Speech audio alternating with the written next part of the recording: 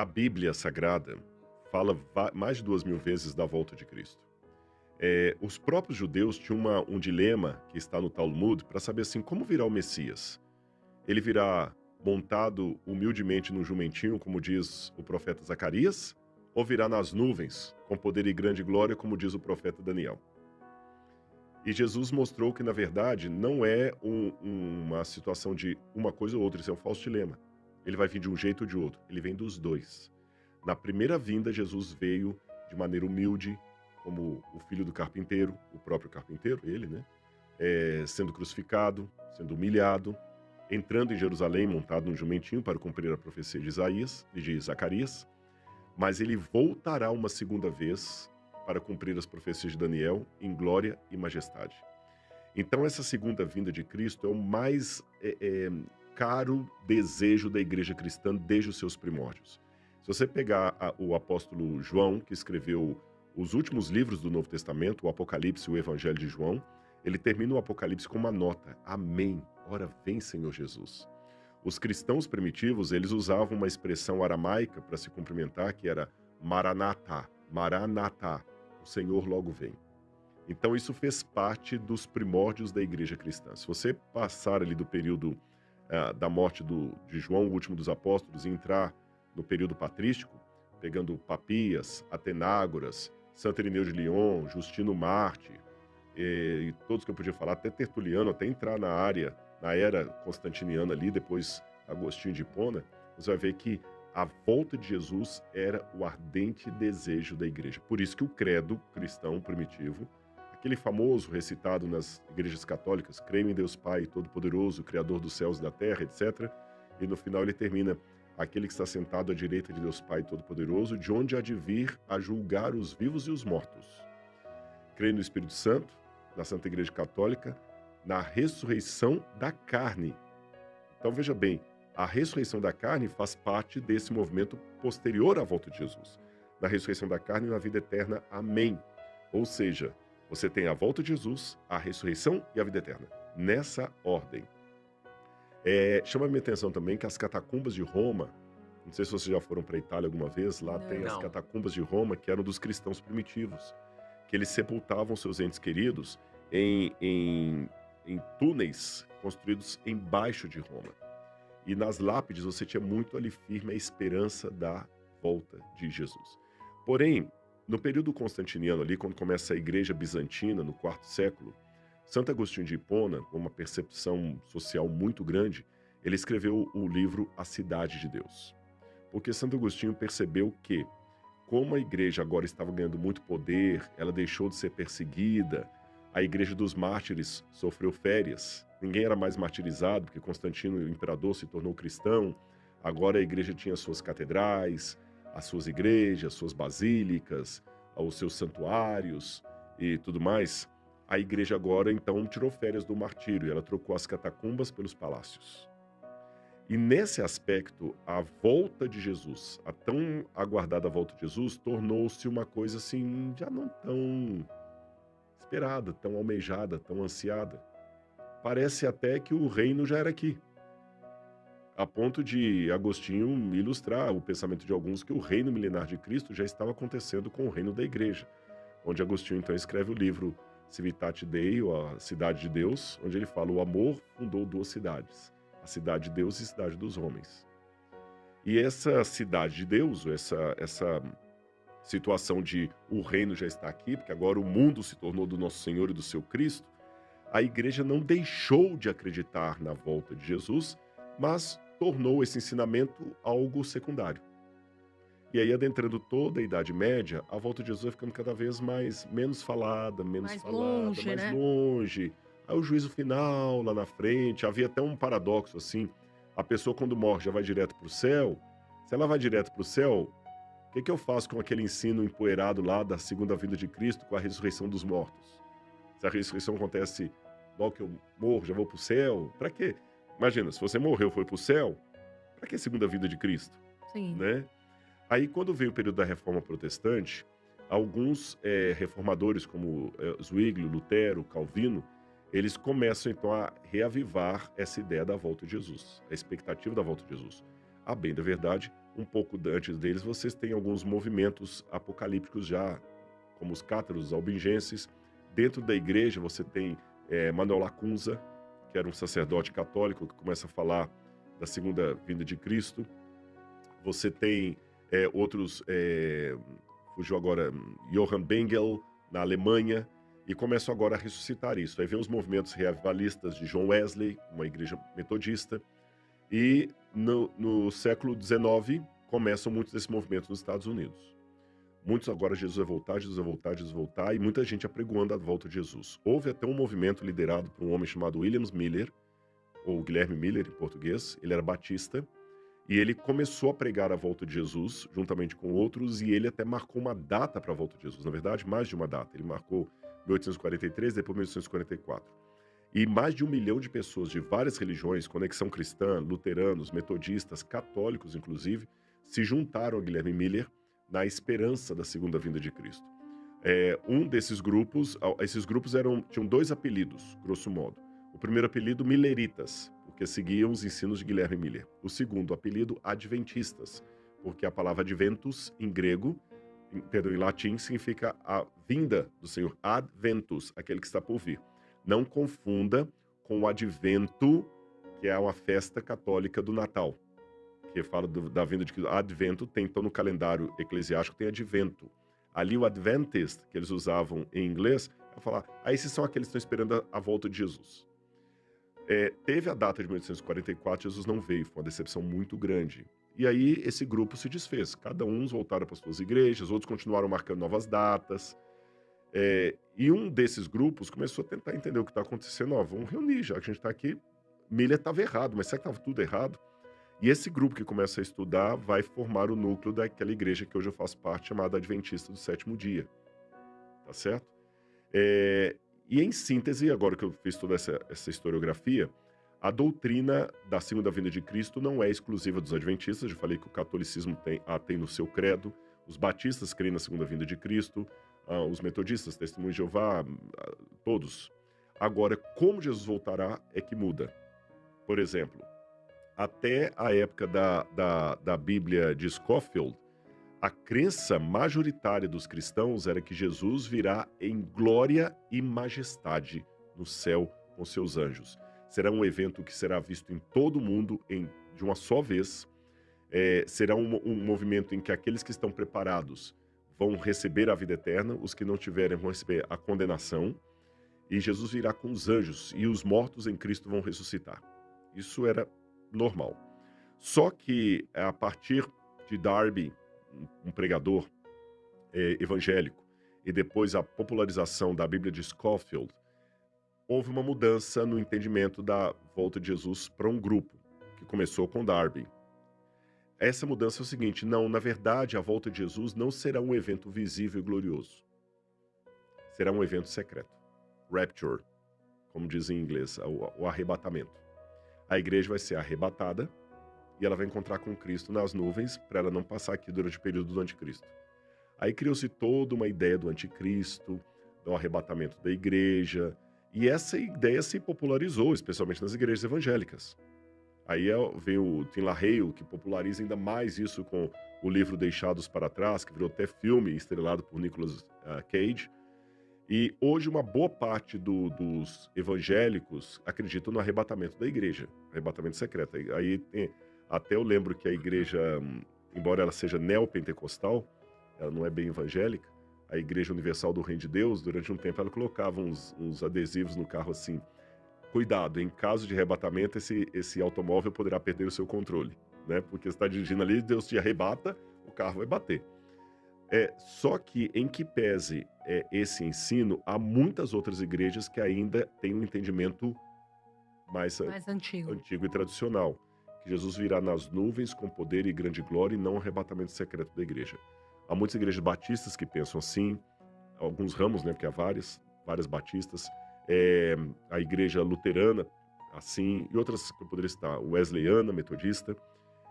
Eu particularmente creio assim, porque Jesus fala que a volta dele, em nenhum momento a Bíblia chama a volta de Jesus de um arrebatamento secreto. Aí fala assim, tá, mas a Bíblia fala e no abrir e fechar de olhos seremos arrebatados para o encontro com Cristo nas nuvens. Sim, fala arrebatados, mas não fala que é de maneira secreta. Que a própria passagem que fala isso, fala que então o Senhor aparecerá, eh, por exemplo, Apocalipse capítulo 1, verso 10. Eis que vem com as nuvens e todo olho o verá, até aqueles que o traspassaram. Mateus capítulo 24, você tem também Lucas capítulo 21 e Marcos capítulo 13. Jesus fala, então aparecerá no céu o sinal do Filho do Homem.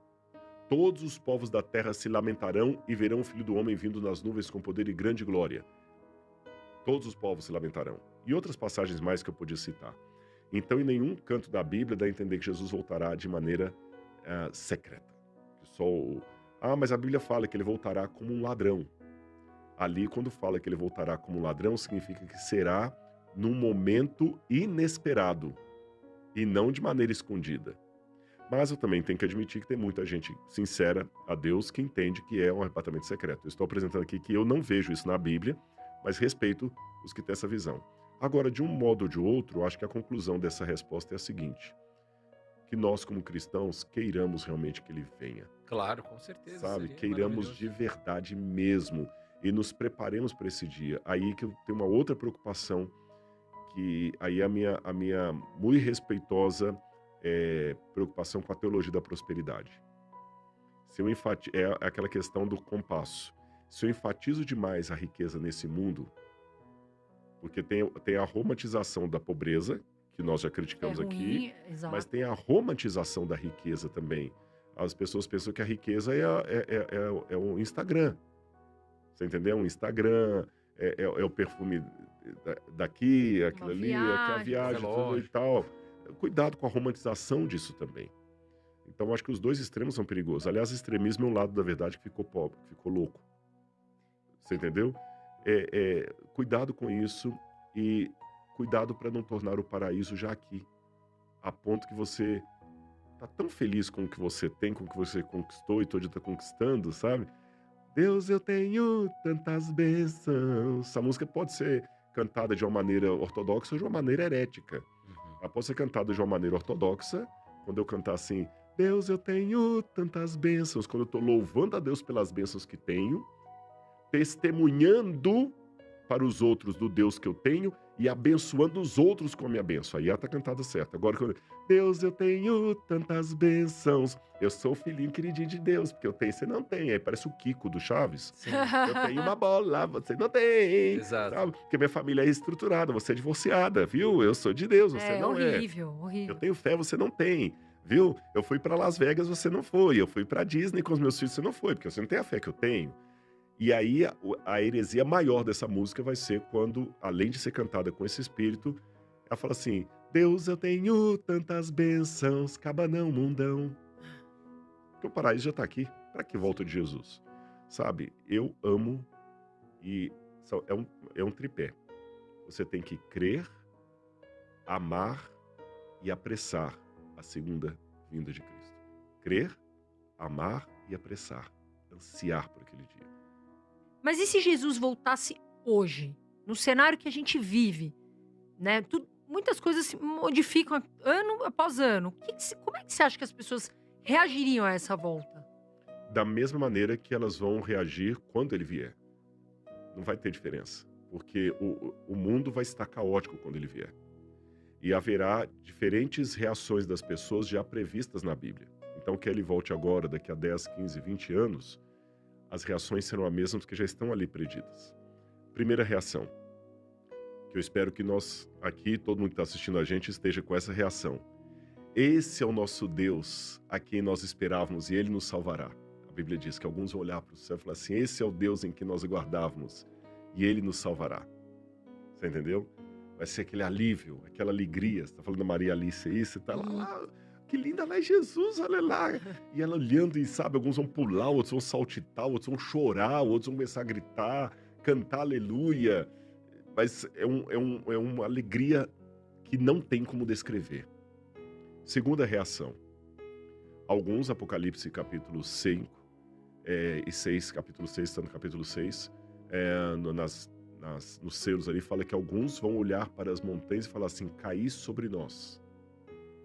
e escondei-nos da face daquele que está sentado no trono, porque é terrível o dia da ira deles, do Cordeiro de Deus, e quem poderá subsistir? Então alguns vão gritar de alegria, outros vão pedir a morte sobre si.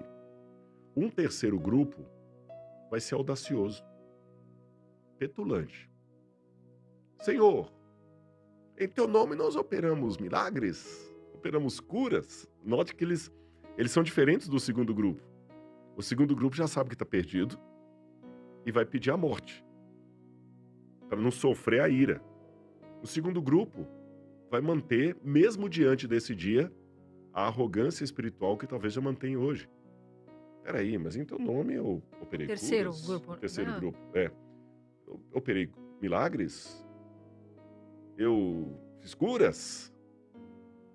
E ele olhará para aqueles e falar assim: afastai-vos de mim, malditos. Nunca vos conheci. exatamente. Olha que interessante. Então, eu acho até que esse segundo grupo vai sofrer mais do que o primeiro. O primeiro ainda é mais honesto. Ele já sabe que está perdido, ele já tomou a decisão. O segundo ainda tem aparência de piedade, sabe? Jesus uma vez amaldiçoou uma figueira. A Bíblia fala que ele amaldiçoou a figueira e os discípulos viram que no outro dia estava sequinha. E as pessoas perguntam: por que Jesus amaldiçoou a figueira? Ah, porque ela não deu fruto. Essa não é a resposta. Jesus amaldiçoou a figueira porque ela aparentou dar frutos e não deu. Senão ele não Sim. teria perdido o tempo de ir até lá. Tem até a música, né? É, Ainda. ainda que a figueira, né, que ela deu flores, ele foi lá e ela não tinha fruto.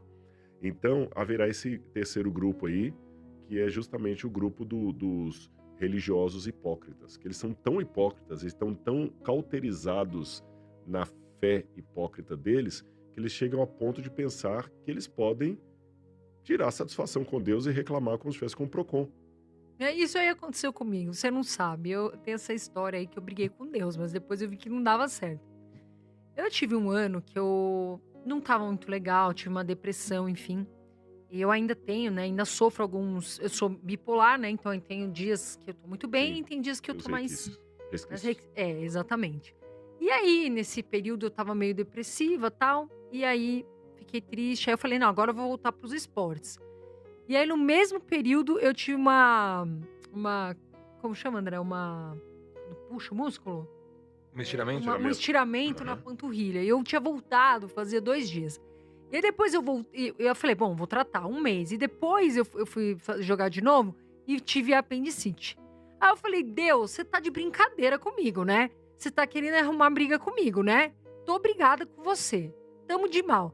Aí depois eu pensei, meu Deus, eu tô brigando com Deus que tá me dando uma lição de casa, que deve ter assim, a lição de casa, e eu tô brigando com o maior que eu, que é o maior de todos, que eu vou fazer as pazes com Deus, né? Porque não dá pra gente achar que é, Exatamente. né? Porque tem gente que Agora, acha que é Deus, né? eu vou provocar um pouquinho aqui isso que você falou, que é correto. Não tem nada para corrigir no que você falou, está corretíssimo. Mas vou criar um paradoxo aqui. Você já viu que o homem que foi o pai da nação judaica teve o nome dele mudado para Israel, o homem que lutou com Deus e prevaleceu? É um paradoxo. Porque, de Sim. fato, quem vai lutar contra Deus? Não tem como. Exato. Não tem como. Então, Deus, desculpa a minha petulância de querer brigar com o Senhor. Exatamente. Mas, ao mesmo tempo que isso é uma realidade, eu vejo na Bíblia um homem que foi enaltecido porque ele lutou com Deus e sobreviveu a ponto de ter o seu nome Israel. Aquele que lutou com Deus e sobreviveu, que seria o significado disso. E não sobreviveu, não. Prevaleceu. E eu tenho outros exemplos na Bíblia de homens que lutaram com Deus. Moisés falou: Senhor, perdoa esse povo, eu risco o meu nome do livro que o Senhor escreveu. O próprio Jesus lutou com Deus Pai na cruz. Deus, meu, por que me desamparaste? Jó, coloca ele aqui para brigar comigo, ele vai ver que existe uma diferença, e novamente eu repito, por mais que pareça jargão, que a linha é tênue entre uma coisa e outra, mas a gente tem que ter isso claro, que haverá momentos em que Deus vai nos proporcionar uma luta consigo mesmo. Sim. Em que momentos serão esses? Nós estamos, Carol, num grande conflito cósmico entre as forças do bem e do mal. Todos os conflitos terrestres que a gente vê, Israel contra Irã, Rússia contra Ucrânia, direita contra esquerda, a torcida X contra a torcida Y, todas as guerras desse mundo, na verdade, ecoam uma guerra cósmica do bem contra o mal. E nessa guerra cósmica, a diferença dela das guerras atuais é que nessa guerra cósmica não tem um negócio dos dois lados estão errados. Um lado está certo, o outro está errado. O de Deus está certo, o do diabo está errado. O da luz está certo, o das trevas está errado. Segunda diferença da guerra espiritual, ela não tem trégua. Ela não tem momento de cessar fogo por 24 horas. Uhum. Terceiro, não tem neutralidade. As forças do bem e do mal estão em conflito nesse momento e os dois lados querem você. E ficam te atentando. Fica te tentando. E ficar neutro de optar pelas trevas. Então, como é que você treina um soldado para a batalha? Jogando dominó com ele? Não. É colocando ele dentro de uma barraca e soltando gás lacrimogêneo lá dentro e fechando o zíper. Lembra do Tropa de Elite, Pedra para Sim. sair? Sim. Quem é da carreira militar sabe, quando você vai ter sobrevivência na selva, eles testam você ao máximo, ao limite. é. Por que eles fazem isso? Porque aquele treinamento que você vai obter durante o momento ali do exército é o que vai garantir a sua vida ou a sua morte no campo de batalha e daqueles que você tem que proteger. Exato.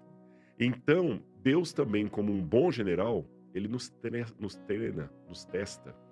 E como eu falei, você não vai treinar um lutador para uma luta jogando xadrez com ele. Você vai treiná-lo mandando ele dar boxe, botando ele para brigar com outro, É apanhando de vez em quando, apanhando. porque a gente tem até uma música que fala, né?